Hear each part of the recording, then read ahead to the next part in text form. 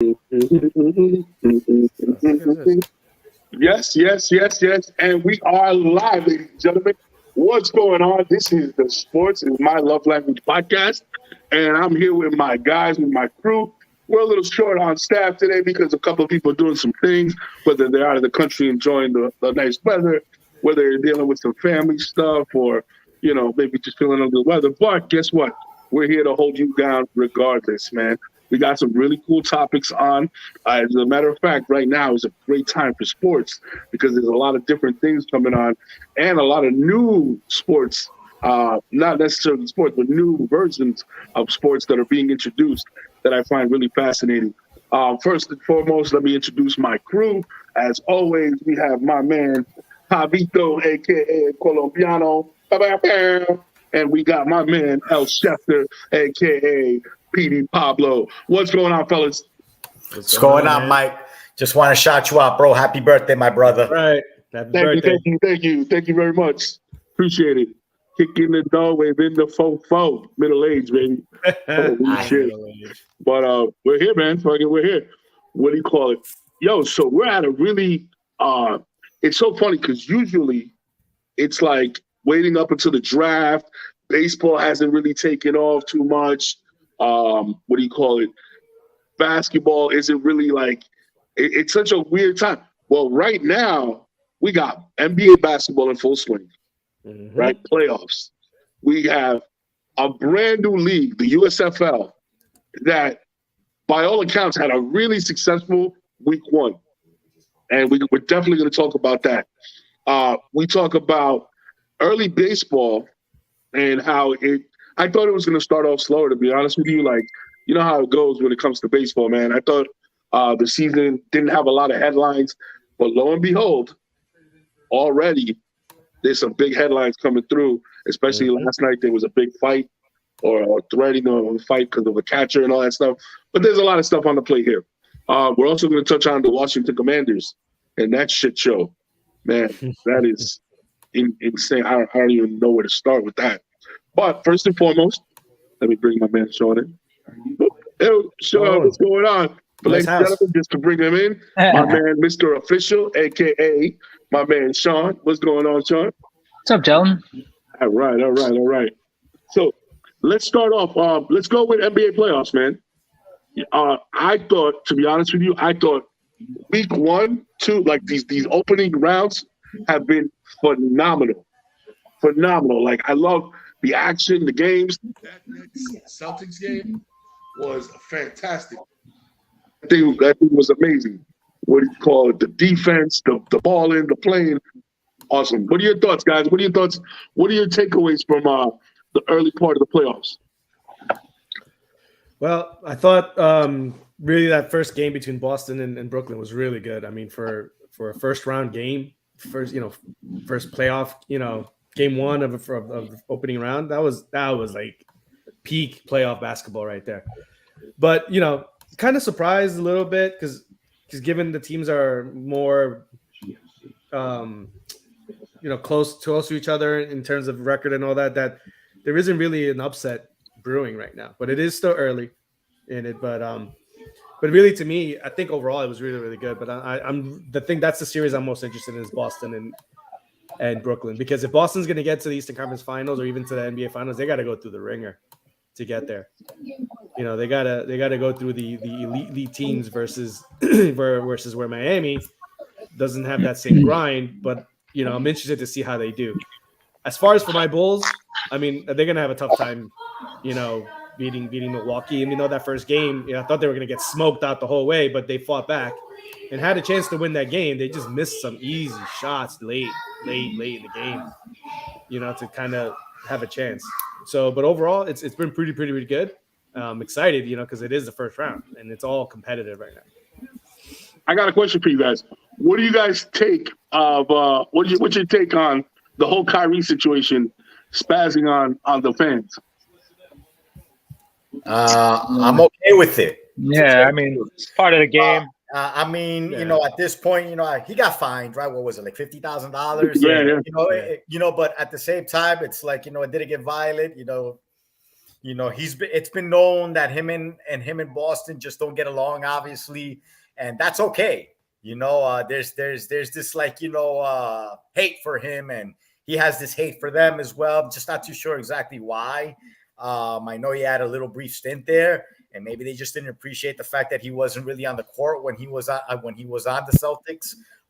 So I have no problems with him giving the fingers from any bird. I know. Let me continue a little bit. I know on the chat, Melvin put a post about that when he was basically walking to the locker room and somebody yelled out, "Hey, Kyrie, you suck." And he was like, "Suck my," and so everybody started jumping into that, and I'm just there like, I have no problem with that. It's words are words. You know what I'm saying? There's no violence there, right? Once it gets to the point that it becomes physical, then there's a problem. But what I love about it is that it was just words, and it's heat of the moment type of things. Like his response to me was very, very, very organic. It's just true. You know what I'm saying? Like nobody wants to hear that, but at the same time, he didn't stop and go, "You want to fight? You want to do something?" No, he just said, "Yo, suck my," and that was it. And in a way, it's like good. Like let's keep this going, because as we've seen, it's this new era of sports. It's been a little too sensitive to the point that it gets to the point of like, I don't like what they say. Kyrie did not say that. You know what I'm saying? Kyrie took the press conference. He says, I've done this all the time. Yeah. And I liked it because in a way it's kind of showing like, I'm not taking this to the heart. I'm giving it back the way you guys are giving it to me, and it should be a two-way street, in my opinion. Absolutely. Absolutely. I agree. I like your take on that. I agree completely. What do you call it? Definitely. What I saw was a guy that was like, "Yo, let's compete, bro. F you. All right, you down? I'm down. Let's go." Like, you know what I'm saying? I kind of felt like that's what he was giving him, because it wasn't like he said that and didn't show up for the game. He showed up. Yeah. He was there. He was balling. He put the nets on his back. He put it on that DPOY player, defensive player of the year, Marcus Smart. Oh, yo. We'll talk about that a little later. The yo-yo is real. Oh my God, bro. Let me tell you something. I'll tell you right now. I feel like on that team right now, I need to see KD show up. I need to see KD like, yo, I'm very. They were roughing him up, man. Today too. They're roughing him up. They had like 2 or 3 guys just laying it on him. Yo, yeah, man. I'm like, I need him to step up, bro. I'm like, I like the way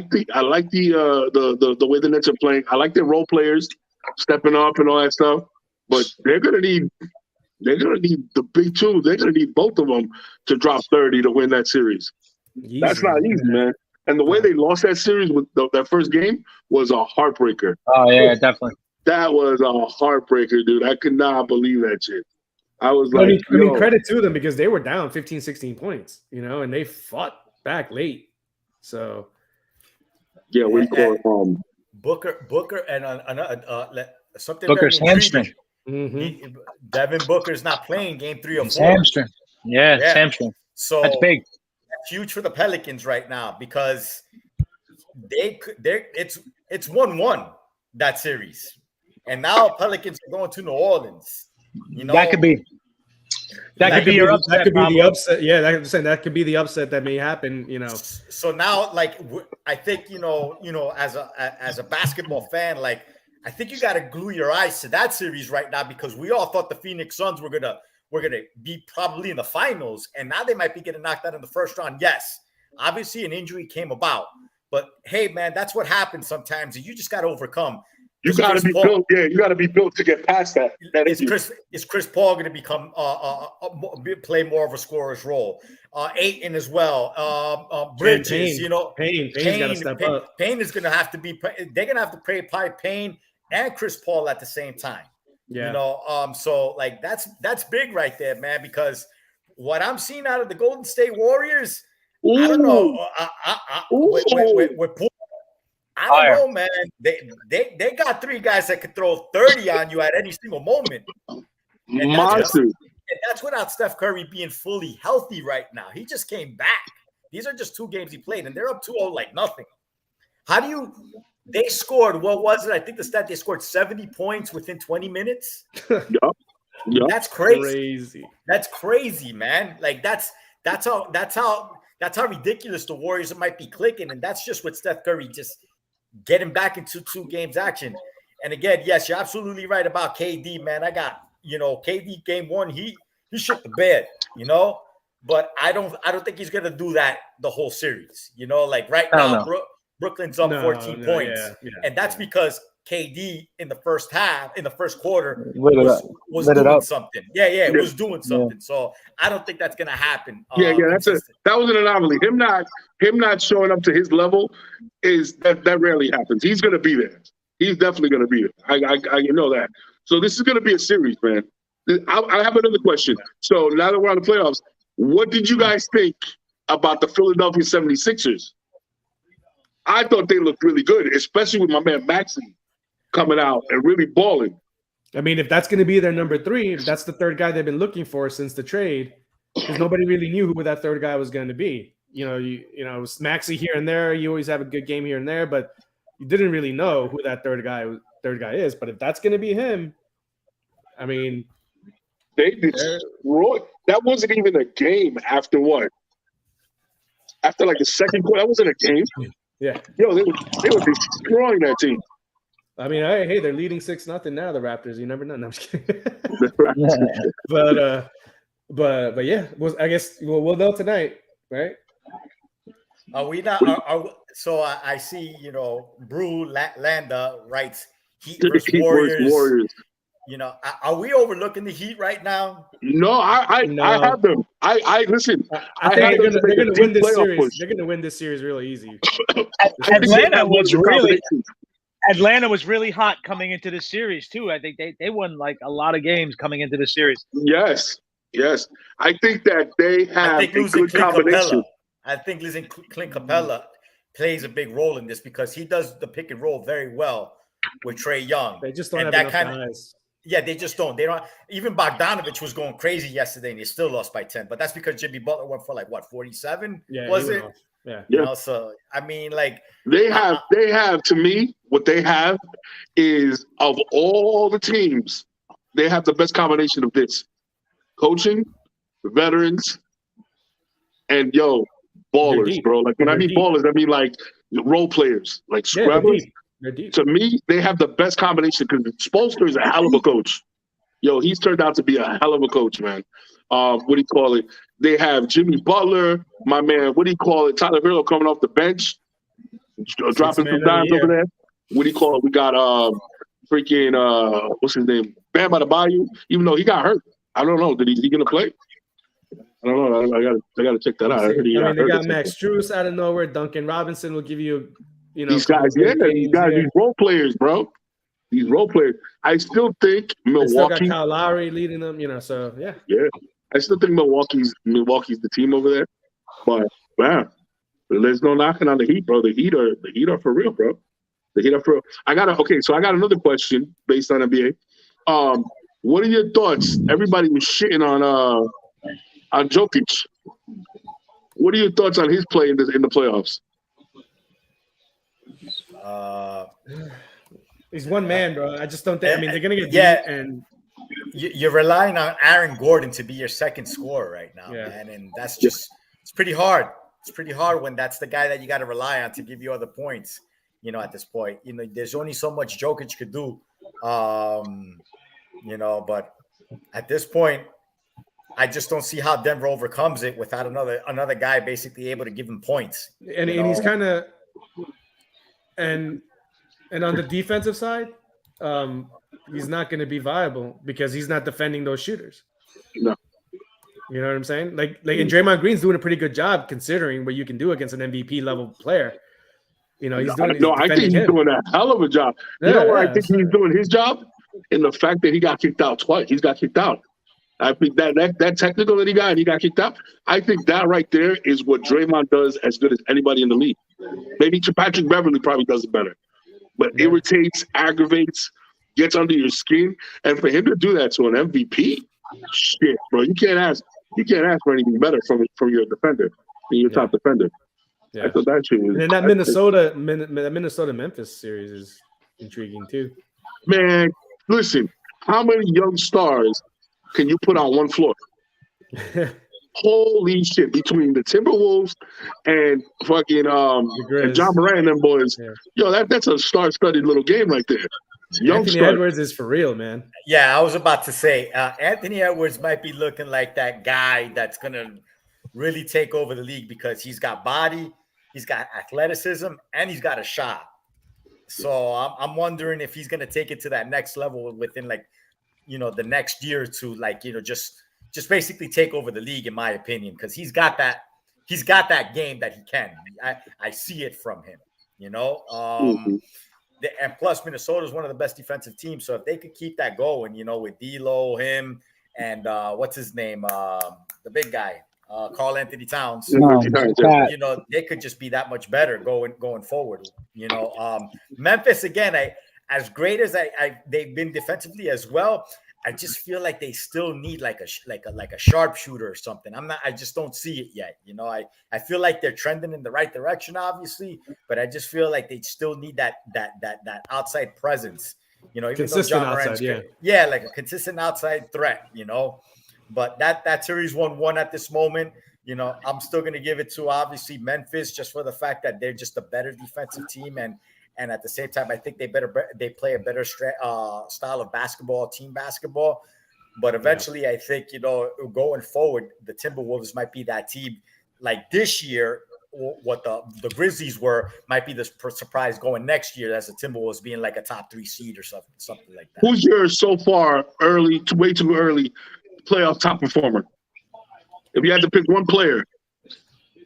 One player right now? One player. Who do you like? If you had to hang your hat on one player and be like, yo, this guy he's killing it right now. I mean, we've seen two games of Joel Embiid pretty much doing whatever the hell he wants. I was about, you took it right from it. That's exactly what I was going to say. Joel Embiid, I think Jimmy Butler's up there with this, especially with this last game he played. And, we saw the first game and, Kyrie could have been right there. We just got to see if Kyrie, plays today because I don't know. He went out in the first quarter as he came back into the game after. Okay. He was just in. Okay, so if he does another one of those today, you got those 3 guys right now probably, just Tyrone Poole. Poole from Golden State and Poole. So those 4 guys right there would be the top. Let's just say top performers of the playoffs right now within 2 games. In my opinion. Who would you pick as your top role players? Let's say not not headliners, but let's say your top role players. Who are the guys that are surprising you? I say Maxey from. Maxey without a doubt. Yeah, right now it would be Maxey. Yeah, Maxey. How about? But the funny thing is, I just named him. His name is Tyrone Poole. Nobody expected. We know he's a really good player, but nobody expected it. The Warrior? Is it Jordan Poole? Is it Jordan? Yeah. Jordan Poole. My bad, bro, man. Come on, man. I can't remember everybody's name. Yeah, Jordan Poole. Yeah. I mean, I would even throw Edwards in there because nobody thought he was going to be coming out balling like that. Well, I think Edwards is basically pretty much. He's more of a name. He's more of a name. I think he's your go-to guy. Besides Karl Anthony Towns, Anthony Edwards. Yeah, but they had Cat and Russell. I mean, those are their 2 leaders. So that's why but he's kind of you're right. He's kind of come out of that role. Yeah, I think you could rely on Edwards more than you could rely on D'Lo at this point, in my opinion. Let me tell you something. Anytime you can bring Steph Curry off the bench, that is insane. He came off the bench that game and dropped. What did he drop? Almost 50? What did he drop the other day? Oh, Jordan Poole? No, we're talking about Steph. What did Steph drop the other day? Steph? Steph. He came off the freaking bench, man. I don't know, man. No, he dropped 34. 34 off the bench. 34 of 22 minutes. Talk about efficiency. 12 for 17. All right. So, yeah, that's our little recap. Obviously, every week we're going to be definitely going in a lot more playoff action, a lot more NBA talk. But what I wanted to dive into now is, yo, man, so normally this is draft time, combine time, but as far as actual football, there's not a lot to watch. And in the past, some of the product that they put out there wasn't all that great, whether it's the EuroLeague or whatever. And this weekend, they premiered their opening weekend, right? The USFL came out. And I'm going to go out on the record and say, yo, I was pleasantly surprised at what I saw. Pleasantly surprised. I saw a lot of players that had veteran NFL action. I'm not talking about like, oh, they tried out, they didn't make it. No, there were some players out there that spent 5, 6, 7 years in the league. The coaching is top notch. You know what I mean? The action was very good. I thought the way they rolled it out was fantastic. What I really liked was their model of the Hard Knocks type of thing, where they introduced the league. Dude, I love that because you got to know some of the players. You got to see some of the backstories. You got to see who's who. Did you guys know that Vince Papale, the guy from Invincible, his son is in the league? No. Yeah, his son is in the league. His son is trying out. What do you call it? A good player. Yo, I thought, and so to put the cherry on top of it, I thought the actual games were really good. Mm-hmm. The games were really good, bro. There was one, I think, blowout, and that's the one that got postponed, that Pittsburgh game that I caught. But other than that, bro, it was disciplined football. It wasn't a lot of there wasn't a lot of drops. There was it's to be expected where the defense was a little more advanced than the offense. You know what I mean? Considering it's early in the season. But yo, dude, did you guys catch any of the games? I thought it was really good. No. Yeah. I'm not gonna be here to tell you that I saw a lot of it. I was back and forth watching. Basketball, a little of UFC fight night, and some of the football games. So I can't tell you much, except that I was pretty happy to see a New Jersey team playing at that time. Generals, yeah. The Generals are back. Like I'm there, like, oh my God, Herschel Walker, right? Herschel Walker was a New Jersey General, right? Yeah. So been a lot. So I watched maybe like 10 plays. So I can't really just comment on I'm just kind of glad that I might have something else to watch. Yeah, but right that's now, how I felt. That's how I felt. But the crazy thing is that right now, to me, like I rather watch playoff basketball right now because yeah. I mean, it's not. So if this would have started maybe towards March, I think it might have been better. Because then we would have known maybe some of these players' names at this moment. Because we're watching basketball and it's what we're gonna get. We're gonna get good games right now. But if you would have started these football games in March, right now we might be talking about USFL playoffs as well, and you could go back and forth. But anyways, at this moment, I don't have much to say, but I'm hoping to watch probably some of the games this coming weekend. Jen, I know you mentioned you had written something on the group page. You had mentioned something. I loved it. In all honesty, I loved that there was a lot of running game. I loved the hype up for it, which is what they need to make this successful, because although it's happened before, it's been 39 years. Mm-hmm. And right now they're stuck in one stadium, and I think they need to prove themselves in order to expand to more stadiums. Yeah. So they're trying to show it on as many platforms as possible, but at the same time, that was kind of annoying, having to go between Fox, NBC, Peacock, USA, Fox Sports. That was annoying. I'm not going to lie.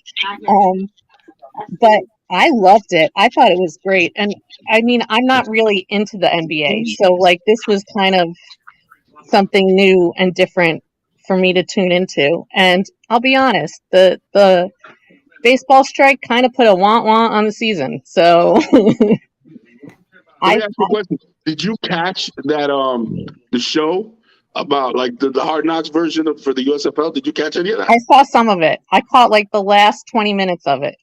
This one guy got fired, got dropped and cut You got cut. because he went to the front and they asked him, he's like, "Do you have pizza?" The guy goes, "No." He goes, "We only have salad." And the guy goes, "Is this going to be a problem?" And the guy looks at him and goes, "Yeah," and walks away. Right? The player looks at him and goes, "Yeah," and walks away. Doesn't say anything, just kind of like, "Yeah, it's going to be a problem. I don't know." Walks away. Yo, he got cut because of that.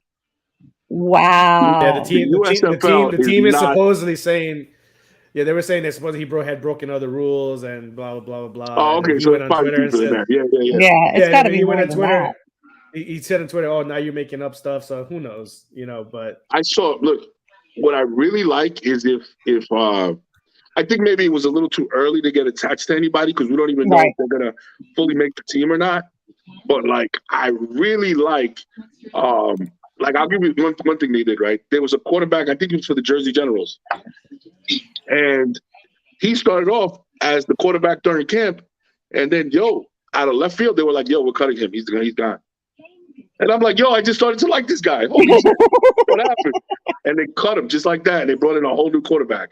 You know Yeah, what I they're mean? taking it serious. They're not playing with this. No, they're not playing. What I really, really like is that this is not the D League, Right. Where it's guys aspiring to get to the NFL. These are guys that I did my time in the NFL. I don't want to stop playing. I want to keep playing.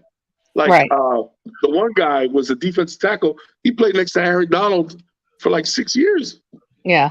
Or like 5 years. They got drafted the same year. They were on the same team. And he was, I forget his name, but he was there. I was like, holy shit.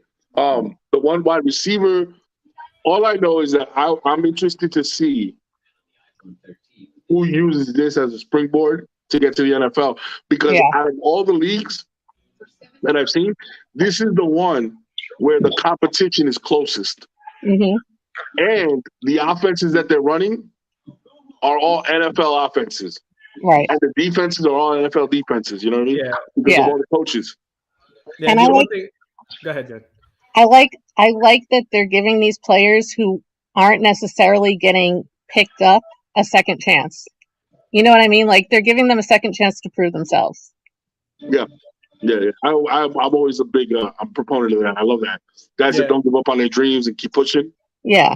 I think the one position, and I mean it's only been 1 week, but I think the one position where it's not going to be to the highest of quality will be quarterback. Yeah. That's why a lot of these teams are doing it. It's not to the old school football, run the ball and play defense. Mm-hmm. You know. So, but it'd also be interesting to see when XFL starts next season because now you're gonna have competitors, and the XFL is already trying to counteract the USFL progress by offering more money to the players for next year. Yeah, I want to know, like, is the pool that big of players, or are we gonna get one league where it's just watered down? It depends because to your original point is you're gonna get guys that maybe were in the league for like 3, 4, or 5 years or something like that, and they were backups and stuff. Here they're gonna get a chance to be starters, so you're gonna get that influx. You're gonna get there's 200 plus colleges in D1. You're going to get an influx if guys, that okay, now it's not. Well, I know I'm not gonna make the NFL. Okay, but you can play in the XFL, you can play in the USFL, and then you get a shot to be out there. And then if you up your game, then the NFL might catch eye, and just in time for training camps because both these leagues will be done by the time training camps start in July. Yeah, because their playoffs are July. Yeah, so they wrap up in July. And those guys will be I mean, I don't want to say beat up, but I mean they'll already kind of be in football shape. Mm-hmm. And go on to and get back onto the practice squad for the NFL. Yeah, and get some money like that too, and they can continue. Getting and you could these guys are now they don't need to some of them don't need to basically look for a regular job on off season, right? Mm-hmm. These guys could actually play football all year round if their body lets them, So this is just another way to for these guys to make some money off the game that they love, right? because if you're in the practice squad, you're not making a lot of money, right? But your dream is to just play this sport throughout the whole year, that you don't have to work a regular job. So if you could get into the XFL, or if you could get into USFL, here's just other avenues for these athletes to make some money, so that they could basically support their family, to support themselves, and just ride the wave per se. They're not stars, obviously, but hey, man, you never know. We've seen, what's his name? What was the guy? The guy that was in the XFL that became a running back for the Carolina Panthers. What was his name? He hate me. Oh, he hate me. Yeah. Oh, yeah. So he was a cornerback. He was a cornerback. He was a running back. Running back. He hate me was a running back? Oh, okay. He hate me was a running back. Yeah. Oh, okay. And he made NFL money after that. So these are stories that you kind of want to see more and more, especially with football, because we know that the average career lifespan in the NFL is not for long, right? Not so for long, what, 3-4 years? Depending on the position, yeah. I mean, and I mean, best case scenario, depending on the position, I mean, you'll be a backup. Not even a practice squad. You could be a backup player, and even that makes money. That makes money. So, that makes money. And if you're offensive lineman, there's a good chance you might play, because we all know those injuries happen a lot in the NFL. Oh, fast. Yeah. They stack up big time. So you could add depth to these NFL teams and really get yourself, a good paycheck. So I like it. I know Mike said this is not your D league, but in a way, it's built like that. It's built like that. Yeah. But it has like these buffers where it guarantees really good competition. Yes. You know what I mean? Like it is the D League, because there's so many players that are aspiring to get to the next level. But it's a good cluster of guys that have been there, done that. So it kind of elevates the competition just a little bit past what I would think a D League gives. You know what I mean? Yeah. But I agree with you. It is like a D League. What I didn't pay attention to, which this time around when I watched the games again this week, I'm going to pay closer attention to, because I guess maybe I was so involved in just watching the actual game and the product that there's a lot of rule changes. There's some of the rule changes that they're implementing. Mm-hmm. You know what I mean? And the points and how you can go for extra and 2 and all that stuff. The first down. This week what I'm going to do is I'm going to really concentrate to see how prevalent during the game are these, or is it something that doesn't even really, because I remember I watched the whole game and I didn't see anything special about the rules, when I saw the Generals game. So, but I'm going to pay attention to that this week, because that's one of the calling points of the USFL, where they're trying to implement some of these changes so that the NFL could see what it actually looks like on the field, and maybe possibly down the road do something like that, So we'll see. We call it. Anybody else got anything on the USFL? No, I mean, and I was kind of looking at the coaching staffs. There's NFL coaches in both XFL and USFL. So Supplin, Fisher. Your point of the type of games they're playing pro style football. With players that talent wise maybe weren't the elites, obviously, but they played NFL football. And I'll tell you where I feel, and it's usually this is how it works with what do you call it? These leagues. They're usually very light on linemen. Linemen are not easy to come by. You know what I'm saying? They're very usually light on linemen, or the level of offensive line play is really usually not that high. Right? The guys are smaller. They're not NFL lineman material. But where you usually see some standouts is at the skill positions. So wide receiver, cornerback, even edge rusher, linebacker. You know what I mean? You might see a couple NFL prospects out there. You definitely might. You know what I mean? So we'll see. What do you call it? All right, guys. So moving on then. We got next up is, what is the deal with the Washington Commanders, man? I know Petey Pablo El Shefty, you put out some stuff. What is the NFL saying about the Commanders? What with this money situation? What's going on? I mean, it's just a list of things for this team over the years, right? I mean, first of all, Snyder's been, the minority ownership of the Commanders have been battling Snyder. They want him out, right? The minority owners of that team. So he's been battling them.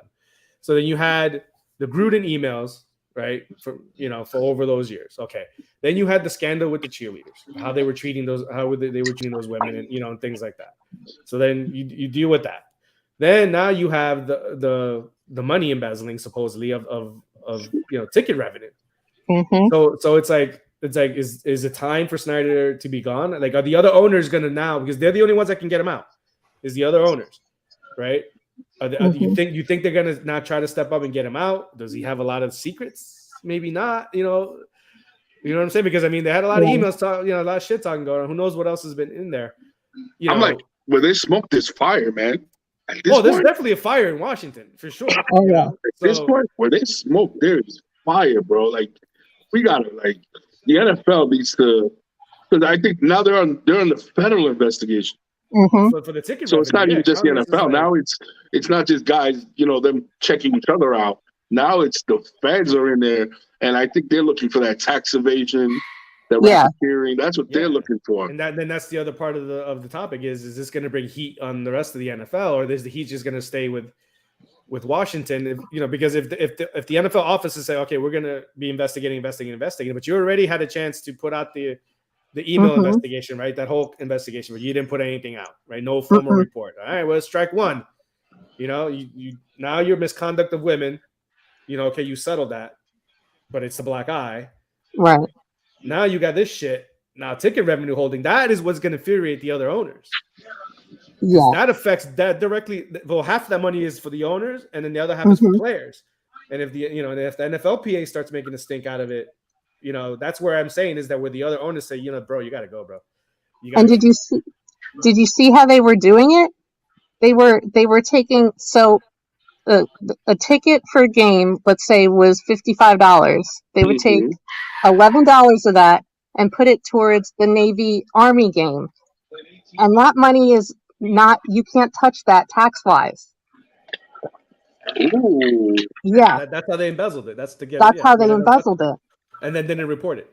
Yeah, they put it towards this game that the feds can't go after for taxes, and then didn't report it. They withheld that money. Yeah. Sneaky, man. Sneaky. Yeah. What do you expect from the commies? The commies. I just don't know why the NFL has not taken a harder stance against this. His name is Roger Goodell, bro.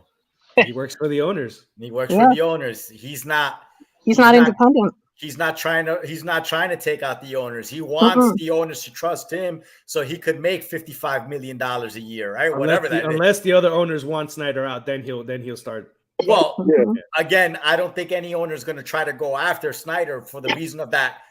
You start setting the precedents, right? Like, all right, if they do it to Snyder, now everybody's got to be on their, everybody's got to be on their freaking, dot their I's, cross their T's, everything. And I'm sure everybody has a little bit of skeleton in their closet. They forced out Richardson in Carolina for less, even though his thing was racial, but they forced him out. That's easier. Though. Now you're That's messing. Easier. When you said racial, you were messing with the league's money. Yeah.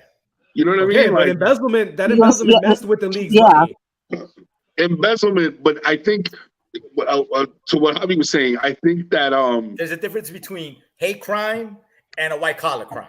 Yeah, and there's a difference between where the money is being affected within our little pool, within our pool, as opposed to these sponsorship dollars.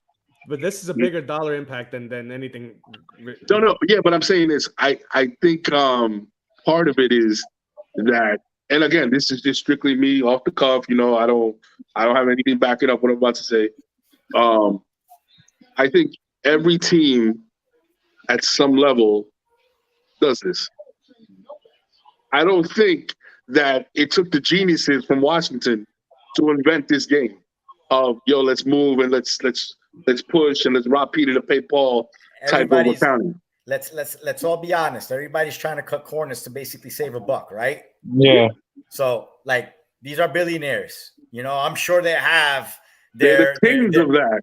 The tax accountants, the legal experts to basically figure out what can we do to save or just keep more of our money. You know, I think, I think if the NFL, more than likely the NFL won't go after Snyder because I think Snyder will fight. Richardson, when he was being forced out, he didn't fight. He was an old man. He was like, fuck it, whatever. You know, yeah, but I'm a racist. Snyder, yeah, exactly. That's what I'm a racist. Yeah, I'm out. Snyder will fight this shit tooth and nails, and if he has skeletons to throw out there, he'll fucking do it. But He's that type that's of what guy. they're afraid of. That's what they're afraid of. He's young.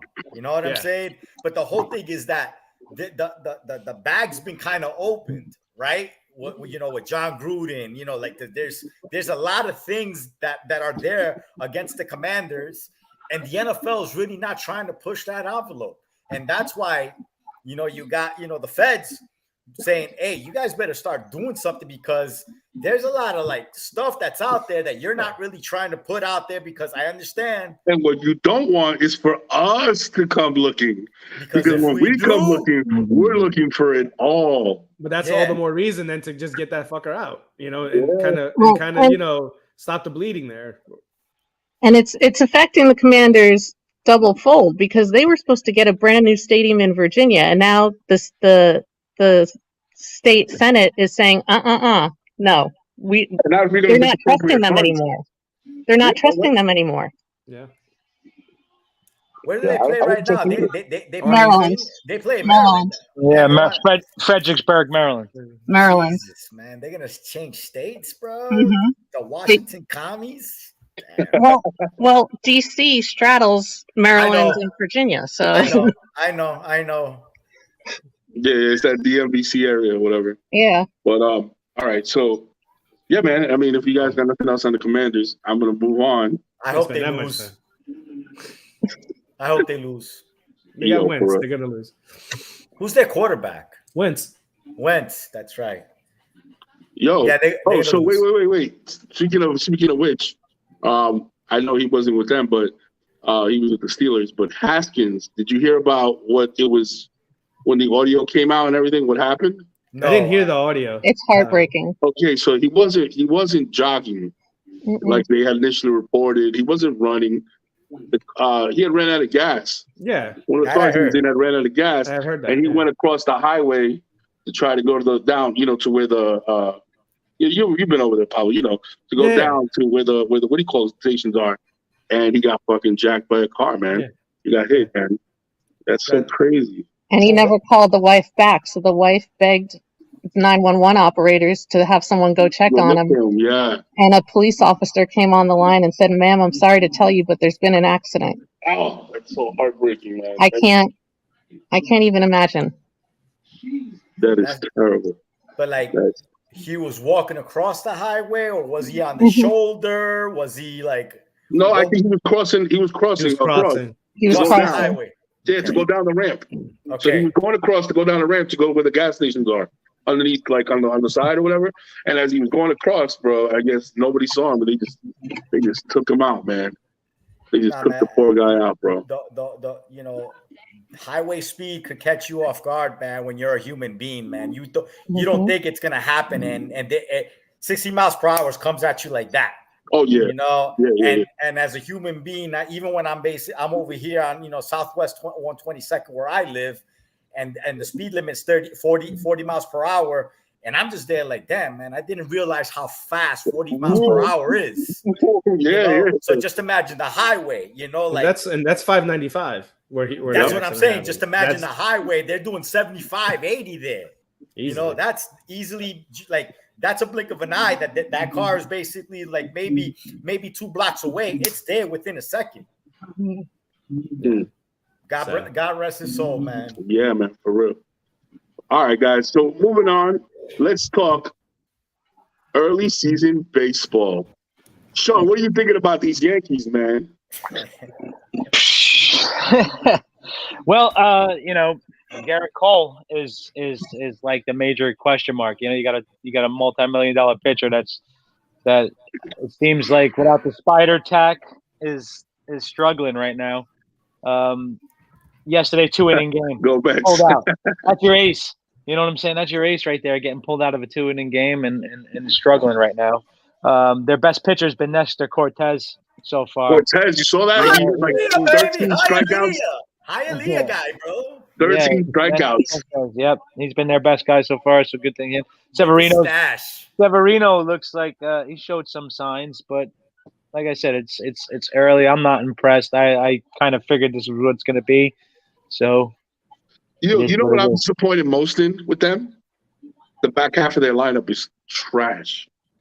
One thing I can say, their bullpen is legit. Maybe one of the best. Yeah. Well, if it wasn't for them, their middle relief. If it wasn't for them, forget it. It would be a disaster. Now, remember Michael King, is it? Yeah, Michael King, Clark Schmidt. They're all pitching well. Yeah, they're all basically lights out right now, man. Yeah, Loizaga. I mean, they're deep. You know, it's just amazing if they could just get some starting pitching. You know, what's killing me is that this starting pitcher's 5 innings, and that's that. I know. Man. And it's just well, they have on an early season pitch count, 85 pitches, something like that, because there wasn't a lot of preseason. So I don't know if that's what it is, or if they're just not getting into these later innings. You know what I mean? I don't know, man. I still marvel at the idea that Nolan Ryan threw 230 something pitches in one game. All right. And we got guys that are barely making 100 and are out of the game. Yeah.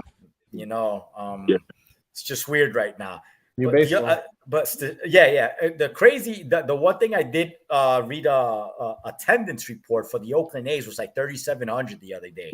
Like, God, that's horrible, bro. Like, that's terrible. And the funny thing about that is that they're always a competitive team.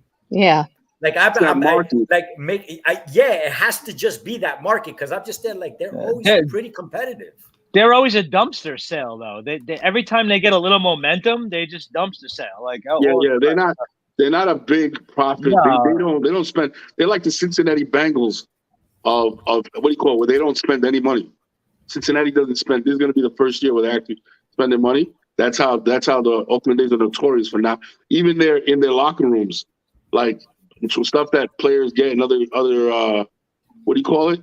They have to pay for, or they have to you know what I'm saying? They're not amenities that they normally get. That's how crazy it is over there in Oakland. Pablo, talk about the Mets, man. Let us know. I'll be honest with you. I watched a couple of games. I like their lineup. They're good, man. Can get healthy. They're good, man. So real good. Here's my thing. Good. I'm happy.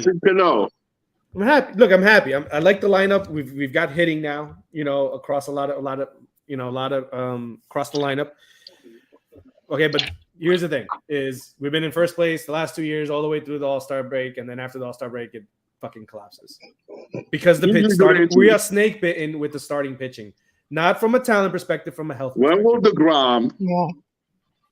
But it's not DeGrom's the latest. Before that, it was Thor. Before that, it was Harvey. You know, it was Wheeler and all those guys. Zach Wheeler, yeah. All those guys are great. You know, at one point a few years ago, we had what was called the $1 billion, pitching staff because they were all going to be worth that much money. We had Matz then that he didn't pan out, the way he should have, but he was towards the back end of that lineup, So the pitching needs to stay healthy because it puts too much strain on the bullpen, throughout the year, and then it hits them on the back end of the season. So I'm happy. We're 9-3, tied for the best record in the league, and I'm going to be happy. But talk to me after the All-Star break. Ask me how I feel then. They make contact, bro. That's what I like. I can see with the Yankees, they still feel like if it's not a home run. Well, that's been my issue with Cashman for years. Mm-hmm. I've been asking to let's go back to the time where Small the Yankees played. Basics. Just put the ball in play, bro. Yeah, back put to the basics. ball in play, man. Like you don't always need the long ball. You need guys that could get on base, man. We need the Paul O'Neills. We need the freaking Posadas. We need the freaking with a mixture of power and your ultimate small ball was Jeter. Jeter was your ultimate Jeter. That's exactly why we love Jeter because Jeter didn't hit 30, 40 home runs, but he hit for average. If he had to move the guy over, he would do it. He was clutch. We don't have those type of guys right now. That's why. Go ahead, Jen. My bad. We just want the team from the late '90s back. Let's be honest. That's what it comes down to. I hear you because I've been basically saying this for a long time. I'm just there like I don't understand why you need to get a guy that's going to hit 40 home runs, but going to strike out 180 times, and you're going to get 5 of those guys. Like, That's I'm not who we give it's Judge the enough with money. that. But that's what I'm saying. We got rid of Gio to go pick up Donaldson, who's another guy that can hit 30 home runs, but is going to strike out 180 times. So, like, that's why I'm not understanding the whole Yankee logic, you know. But hey, listen, you know, we go back to that commercial with Greg Maddux and Tom Glavine, chicks dig the long ball, right? So it's like, you know, I get it. That's what's going to sell tickets. I understand that, you know, but you know what's going to win? Putting the ball in play. You know what I feel like? I feel like in the Yankee lineup, right, from 6 to 9, right, 6 to 9, it's like a vacation for a pitcher. From batting 6 to number 9, it's like you got Gleyber hitting like 7th or is 6th or 7th right now. Like 2 years ago, you would have said that's crazy because the guy hit like 40 home runs almost. Now, like he's not the same guy. They ruined him. They ruined him, like with that position change. Well, yeah, but they put him back at second now. Yeah, it's I not know. like he's at short. So, like, you know, like he doesn't have like there's really no excuse for him anymore, right? Like, you know, you're back at second base. You're not the guy at short anymore. You know, like it's that Jabba Chamberlain effect. But, you know, but that's why I love DJ LeMahieu. You put him at first. I like DJ, man. He plays for you put him at second. You put him anywhere. He's gonna play and he's gonna play hard. Last year he didn't have that great of a season, but I still felt like you could rely on him more than you could rely on Gleyber right now. Yeah. You know? But again, look at the team. Aaron Hicks, right? Strikes out about 130 times. He's been one of their most productive players, Aaron Hicks, so far on base percentage wise. Aaron Judge, 200 strikeouts. Giancarlo Stanton, 200 strikeouts. Anthony Rizzo doesn't strike out as much. He takes the balls. But Josh Donaldson, another 150 strikeouts. Gleyber was another one that struck out a lot last year. So I'm just there like, you know, like, why do we continue the same trend? You know, let's get more of the LeMahieu's. You know what I'm saying? That's what I'm looking for. More of the guys that's just going to put the ball in play, you know, instead of just, hey, either you're going to strike out or you're going to hit a home run. Like, it doesn't get fun, man. It's not fun to watch. Yeah. Did you guys see what Vlad Guerrero Jr. did the other day? Yeah, man. With that guy's a stud. Runs? He's a stud, bro. With a stitches in his hand. I heard his younger brother is also starting to. Yeah, I think Vlad Sr. has another son, right? You know what I find amazing? More so than in any other sport, because now we're seeing it a lot in football too, but more so than any other sport. The baseball, the juniors, like the sons, like Tatis, Guerrero. But you saw that a lot. Regardless, you know, you had your Ripkins. You know what I'm saying? You had your what's the other one? Griffey. There you go. The Boones. You had there's so many. It's like it's baseball. It feels like it's more like, you know. Yeah. They grew known. Yeah. I mean, again, man, you know, 162 games. You know, all you're asking your kid is basically to hit the ball every single day, basically, of your life, you know. So they already got a head start going into high school, you know. They're known. And, you know, when it comes to the draft, you know, baseball has, I don't know how many rounds, you know, when it comes to, they have a billion rounds, you know, and they have all these, you know, low A balls everywhere, you know. But if you have a name already, like your path is a lot easier than the kid that has no name, right? You know, so it's a little easier for these guys to make it to the show, in my opinion. I got a question about you just said something, man. Damn, did I lost my train of thought? Sorry. You were talking about. It's all right. Whatever. We'll get back. Real quick. Do you remember back in the fall when we were talking about PEDs and Garrett Cole, and I had said, watch this season because the Yankees announced they were going to be up in their testing more. His performance was going to go down the gutter. Well, yes, you did. You called that. You did call that. His performance went down the gutter once they stopped. They started basically looking for the sticky, icky stuff on the right. Exactly. And I said it was going to get even worse this season. Well, it is. Yeah, you did. You called it. But listen, I'm gonna say this right now. It's still early. If I see this out of him in June, then I'm calling it. Okay. It's a bust. It's a bust. You know, Mhm. well, how many more years do we got with this guy? Another 5, I think, is it? Oh, Yeah. yeah, bro. We're locked in for a little bit. You know, and nobody's gonna want to go trade for that contract, Mm-mm. you know, unless we take on the salary. You know, and that's always a possibility. Yo, that's what I was gonna ask you guys. Did anybody see the catcher last night? Votto? Was it Votto or Voit?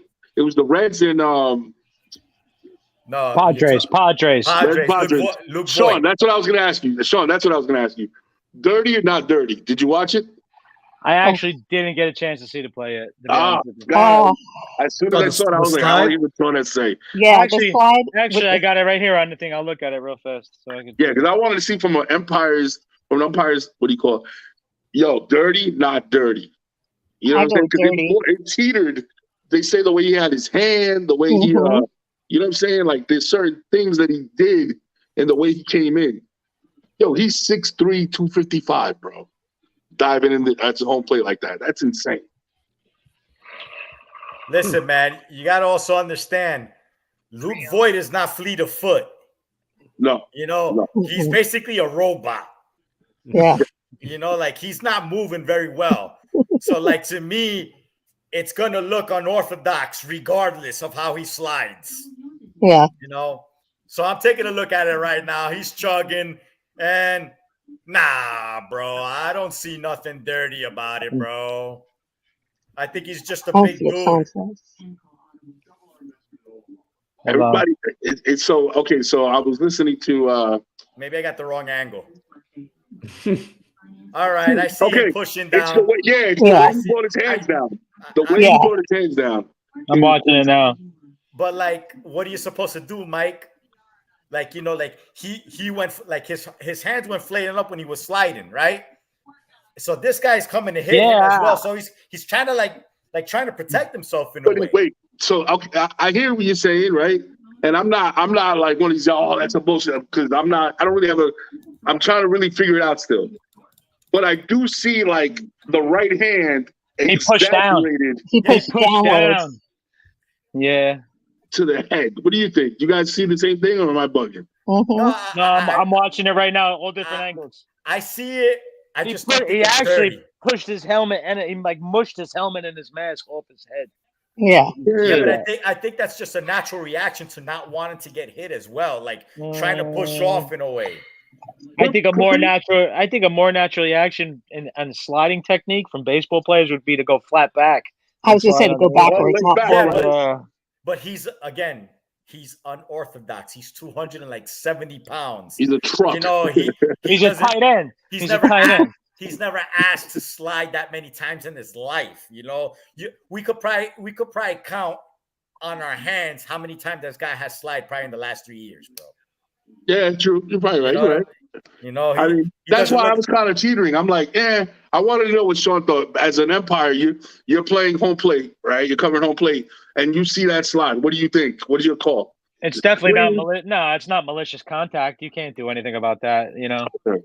You know, malicious contact would be him just like, I mean, they don't call that stuff much in the MLB like they do in high school. Yeah. In high school? It doesn't look like to me like he went like raised his arms up high to, you know, kind of slant. The catcher's in his chest. I mean, based on the, you know, on the hit, the catcher's in his chest. So what do you want to do with his arms? You want to put it in the back of his head? Like it's just natural. You know, it's in your chest, kind of go like, holy shit, you know? No, you're right. You're right. He's a big dude. To Javi's point, he's a big dude, so he's not going to get down. Like on the slide, he's not going to be underneath the catcher like a lot of other, you know, most regular baseball players are. Yeah, he's going straight. He's going straight. You got me. You got me. At the same time, I feel like it's one of those things like get the hell off me, man. You know, like I don't want you to touch me, type of deal. So in a high school game, you probably got to call a malicious contact and eject the guy for that. Seriously, only because they're stickler on safety of the players and kids. It's not the MLB. It's different. Right. Yeah.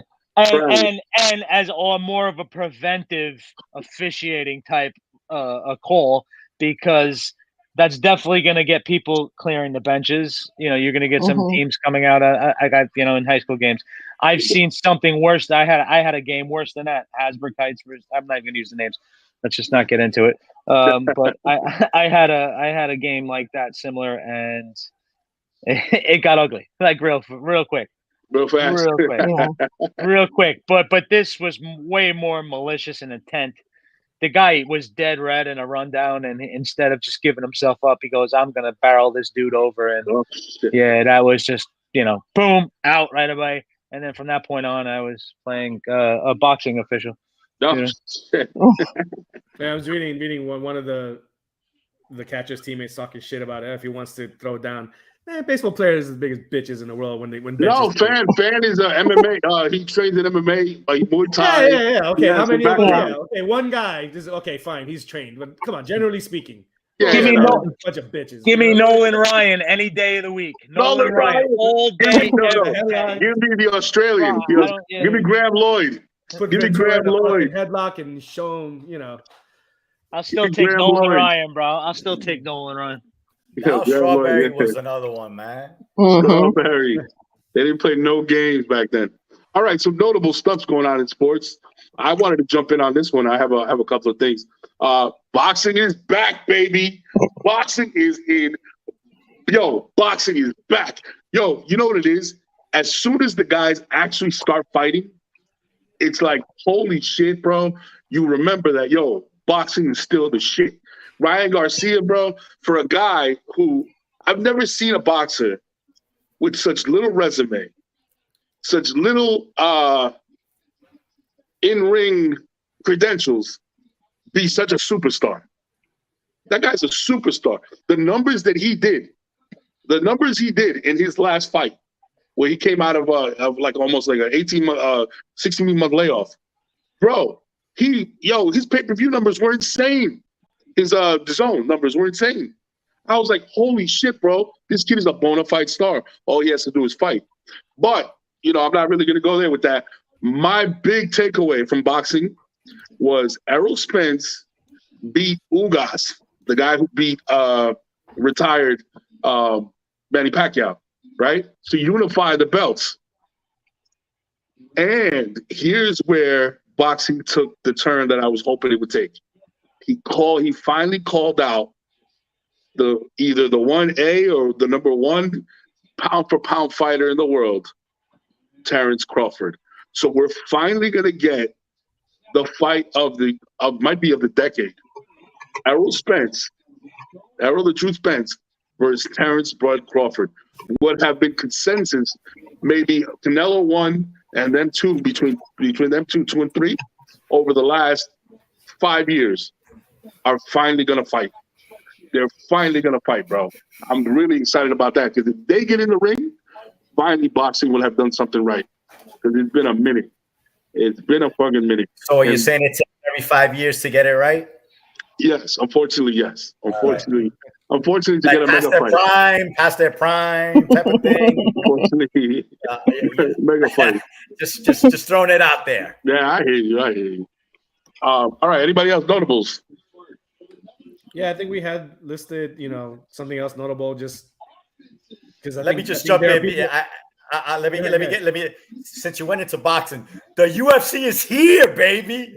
The UFC is here, baby. 274, 274, bro. Look at that I got a question for you guys. What do you think? All right, this is the question I wanted to ask you guys. So apparently, Leon Edwards was offered his show money and his win money in advance of letting Conor McGregor step in to fight Usman. What are your thoughts? Here's my thoughts on that. That's Dana White trying to break the bank there and there. Because he knows if Leon Edwards goes in and gets this, who knows what happens to Conor. Let's get Conor going in right now. Mm-hmm. As soon as possible. I think Usman destroys him though. I just think it's just a moneymaker because Conor has a following, right? And we know Usman is probably the best pound for pound UFC fighter right now, in my opinion. I don't see somebody else right now besides Usman being on top of the game. So Volk's a bad dude, bro. Volkanovski's a bad dude. Don't get me around, Volkanovski. Nowhere near Usman. I know, but he's getting there because what he did to the Korean Zombie Like he destroyed him, bro. It wasn't even close. You know, thank God the ref just said, "Oh, that's it. Bro. You're done." Se acabó, you know. Pero let me bring you back to the Shamar versus Burns fight, bro. Great fight! What a fight, man! And I'm gonna get pissed off at the UFC for this. No way that was a unanimous decision. No freaking way that was a unanimous decision, man. You bring up to Gilbert Burns because he got his bread off for that money. Dana White said, "You know what? You get this money, man. You deserve this money." What you got, Sean? I definitely didn't think it was unanimous. I think maybe one round. I would have gave. He should have had the one round, at least the first round. I thought. I love that fight. That was like one of the best fights I've seen. The card coming up, 274, is going to be intense. Bro. I can't wait. I mean, Oliveira is just right now in the prime. He's just in the prime. Gaji. You got who else in that? You got, I think, Mama Joanna's is fighting Rose. She's got Rose, baby. Yeah, you got the Rose. You got who else? Chandler and Ferguson. You got Ferguson. Yeah. That's a card, man. That's a card, bro. Check this out, bro. Oliveira versus Gachi. Yeah. Doug Rose versus Carlos Esparza. You got Chandler versus Ferguson. Versus Ferguson. You got Mauricio Rua, legend, going against Ovin St. Pierrot. And then you got the Cowboy going against Donald Cerrone. Yeah. Look, as much as I know Donald Cerrone is probably going to lose again, he throws on a great fight. You just know you're going to get quality. You're going to get quality fights here, bro. So that card is definitely one to look for, man. That's a sick card. Yeah, man. And you got Bone Jones versus Miocic soon, bro. That's going to be fucking sick, bro. That's one guy that I want to really get his ass kicked, his bones already, bro. I don't think he's gonna, bro. I don't think he is, but I just want somebody to bust him up already. I didn't think he beat Dominic though, man. I really don't, man. That's it. What do you call it? Anybody else with notables? No, I think one of the ones we had that we put on when we had a pre-production, just because I think there are people that would not perceive Marshawn Lynch to be this entrepreneur and businessman. Oh, he's sharp, man. He's sharp. And I just kind of wanted to put it out there. I mean, he's ownership in sports teams and leagues. He's got his own apparel, his own cannabis company. He's an NFLPA brand ambassador. Like he's got deals with obviously Skittles. With BetMGM, with who knows who else. What other companies. And it just because people would see him after games and the way he did the interviews over the years, and all that time he was just using his money right, and just learning. And I just wanted to put it out there because I'm sure there are people out there that thought, oh, this guy's just a dumbass freaking jock, far from it, man. Yes, he's from the hood, we get it, but he always had it up here. I guess he knew, it's not about spending. It's not about being flashy. It's about, learning how to save it and make more of it, Take care of your chicken. Take care of your chicken. Brother, this guy's net worth as of last year was 35 million. Not bad for a knucklehead. You know what I'm saying? And he's been out of the game for 2 years now? Yeah. 2, I think, because I think 2 years. Yeah, I mean, I know he retired for one season, came back, and then he retired again. But he's got things going on, man. And if you guys get a chance, watch the Pivot podcast with Shaquille O'Neal. That podcast is very good in general. That great podcast, right, used to be fantastic. It used to be I Am Athlete, right? Yeah. And they split up because of creative differences. Yeah. I Am Athlete wanted to be a little more flashy. They wanted to kind of I don't know. I don't really like the direction they went in. But the Pivot podcast was all about male vulnerability amongst athletes, talking their truth, talking their feelings, their emotions, what they've been through, the hardships, the successes, the failures, and putting them out there so that the next guy doesn't have to go through it. If you get a chance, the flagship episode is the Beasley. The Michael Beasley, not the Mike, is it Michael? The Beasley episode it gives you a whole new insight onto what this guy has been going through mentally and how he's been treated. And what you look, I didn't know who this guy was like that. Like I was like, man, he's so wasted talent. And then when you listen to him, you're like, oh, this is what you're going through emotionally. Like you're really going. You know how Ben Simmons, no, this guy's really going through. Yeah. You can feel the anxiety coming through the TV. Another episode I want to refer you guys to is the Alex Rodriguez episode. Yo, Alex Rodriguez spitting straight fire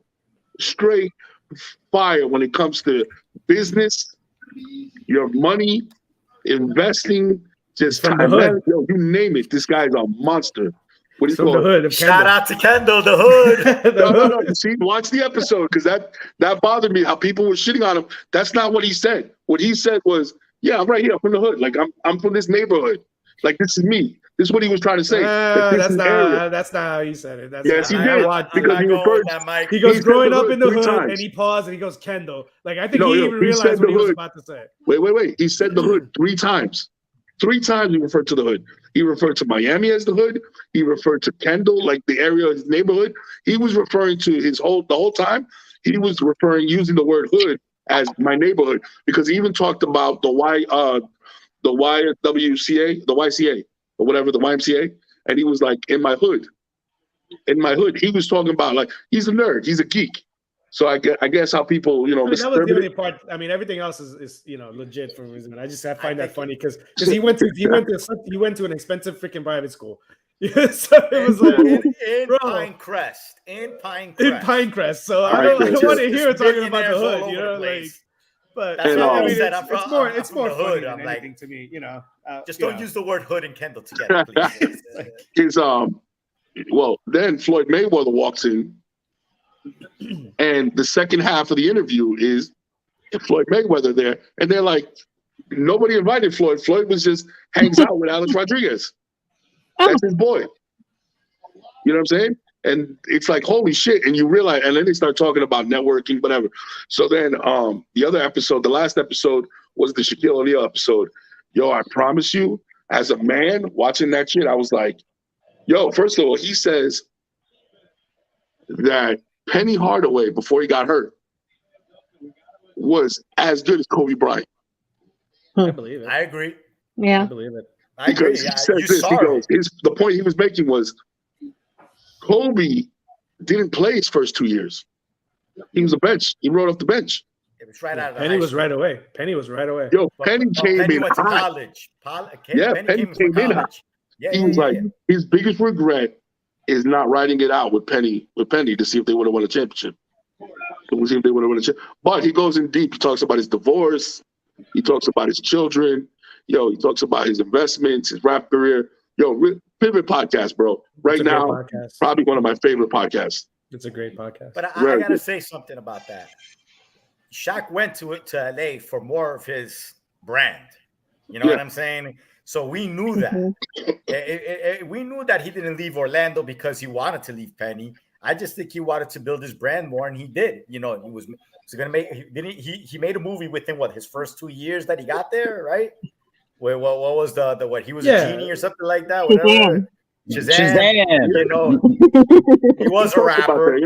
You know, so it's like, do you blame him in a way? You know. No, I think it's just him reflecting. I mean, you know, kind of like he made he business decisions versus Yeah, I get it, man. I think he stays in Orlando, and I think they win one at least. You know, like, but again, does Penny Hardaway get hurt? You know, because that's the thing. Yeah, that's the thing. That changes the whole narrative. That changed everything. You know, because Penny Hardaway hurt they don't win championships after that. He talked about how he saw what he saw in D Wade when he came down to Miami. He was like, bro, that guy was fire. You know what I'm saying? Just talk about what he saw in D Wade and just his career. And he talks about how he feels that LeBron is going to end up being the GOAT. Because you got to add longevity. People are not adding longevity as one of the major categories. And in his opinion, longevity. So you go head to head with Jordan, right? Mm-hmm. And then when Jordan's career is over, you still have to grab the years that LeBron still played. Mm-hmm. And now it's LeBron's stats against zero. That's what Shaq was saying. that, you know, you have 5-6 years of whatever he put up against zero. You know what I'm saying? I mean, and we can probably have a topic on that, but I just firmly believe people have their camps, their position. Yeah, and will never veer or even be open-minded to the other side. And look, you guys know I'm a Bulls fan. I'm a Jordan guy, but to me, he's the GOAT but I have the direct fandom, you know, being his fan. Yeah. But I don't sit there and scoff at the argument about LeBron. You know what I'm saying? I don't sit there and be, that's bullshit. No, there's a valid case to be said there. For me personally, in the end, I'm still going to choose Jordan, but for more fandom reasons, that's my tiebreaker, basically, for me. You know what I'm saying? But I know what my tiebreaker is. You know, my tiebreaker is, you know, when you go into the playoffs, how do you uplift your team? Like, I hear that LeBron went to the finals 9 straight years, was it right? Something like that, 8 straight years. But I always felt like the East was. I always felt like the East was pretty much like the garbage conference. You know that. You know, even when he took that last year, he took Cleveland. I looked at that team and I was like, "There's no way that if he was in the Western Conference, that he's even basically getting close to the finals."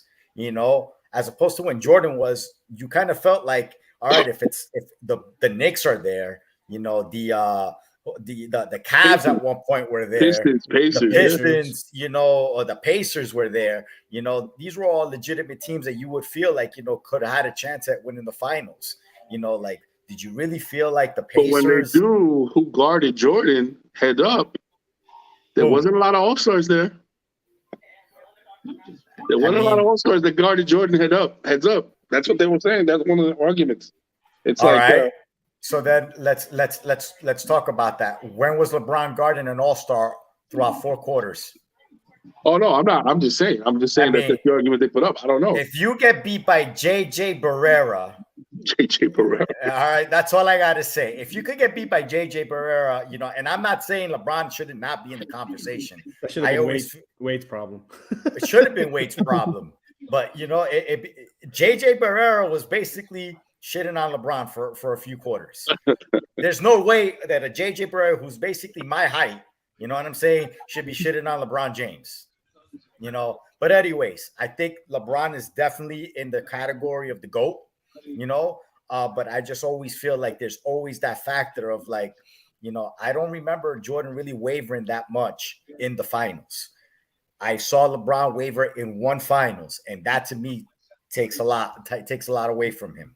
But at the same time, you know, he's going to be breaking all records, man, all-time records. Yep. You know, so there's nothing you can do about that. So as far as I'm concerned, he's one of the greats, man. But I always go back to one thing. He's this generation's GOAT. Yeah, that's how it goes. That's how it goes. If I'm gonna go back to another generation, it's Michael Jordan, and they're gonna tell, and then the generation before that's gonna tell me Kareem Abdul-Jabbar.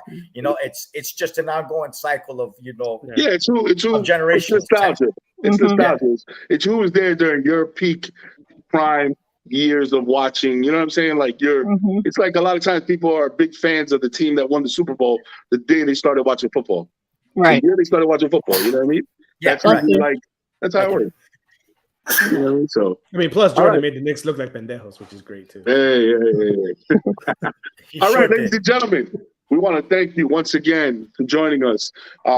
Welcome to our living room, man. This is the Sports is My Love Language podcast, and I'm here with my crew, the First Lady, Ms. Vega. Thank you for joining us, Ms. Vega. My man, Mr. Official, my man, Sean Smith. We have a Colombiano, a.k.a. Javito, and we got my man, El Schefter. Also, shout out to my man, A.K. Enjoy yourself. And our prayers are with my man, Dre, a.k.a. Major Money. We're all here for you. Ladies and gentlemen, this is the Sports is My Love Language podcast. Share, comment, spread the word. Yo, we're here for you every Wednesday. Let us know what you want to talk about. And we are out of here, ladies and gentlemen.